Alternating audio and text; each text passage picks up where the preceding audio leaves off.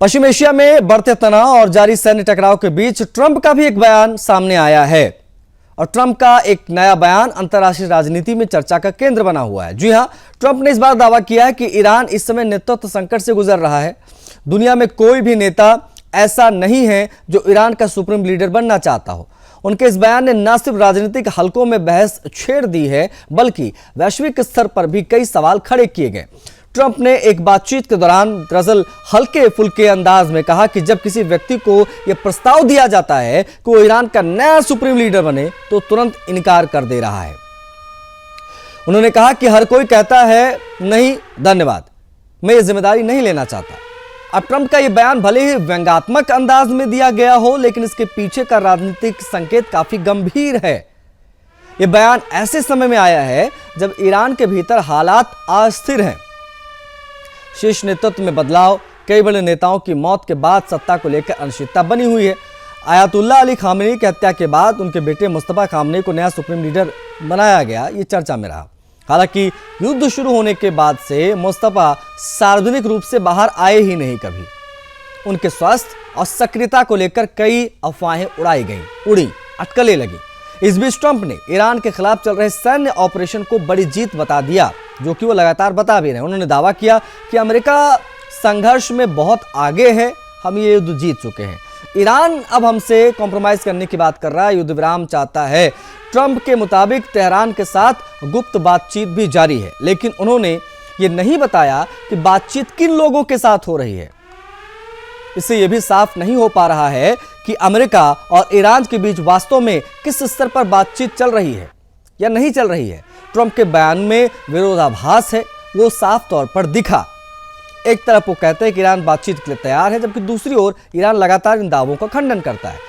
इस स्थिति ने अंतर्राष्ट्रीय स्तर पर भ्रम पैदा कर दिया है और यह समझना मुश्किल हो गया है कि वास्तविक स्थिति है क्या। गौरतलब है कि ट्रंप के बयान को लेकर पहले भी कई बार विवाद खड़े हुए हैं। हाल ही में उन्होंने ईरान के साथ 5 दिनों के युद्ध विराम का ऐलान किया था, लेकिन इसके बावजूद अमेरिकी हमले पूरी तरीके से बंद नहीं हुए।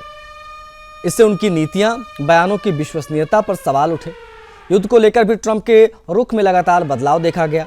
शुरुआत में उन्होंने कहा था कि ईरान के खिलाफ संघर्ष ज्यादा लंबा नहीं चलेगा, लेकिन बाद में उन्होंने यह भी स्वीकार किया कि युद्ध लंबा खिंच सकता है। उन्होंने माना कि ईरान मिसाइलों ने, यानी जो ईरानी मिसाइलें हैं, उन्होंने अमेरिकी रणनीति को कड़ी चुनौती दी है।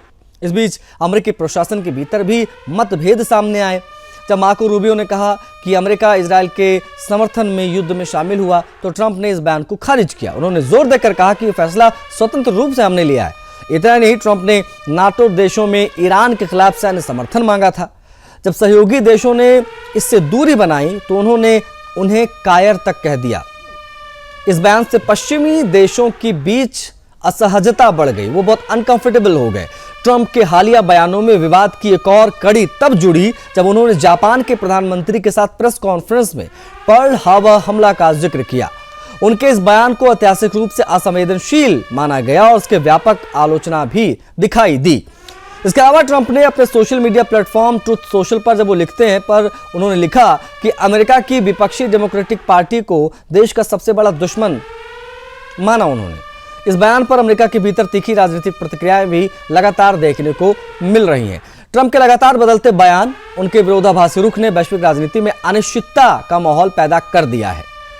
जहां एक ओर पश्चिम एशिया पहले से तनाव में है, दूसरी ओर अमेरिका के नेतृत्व की बयानबाजियों ने स्थिति को और ज्यादा जटिल बना दिया है। लेकिन आने वाले समय में यह देखना बहुत महत्वपूर्ण होगा कि क्या कूटनीतिक समाधान निकल पाता है या ये टकराव और गहराता चला जाएगा, जैसा दिख रहा है।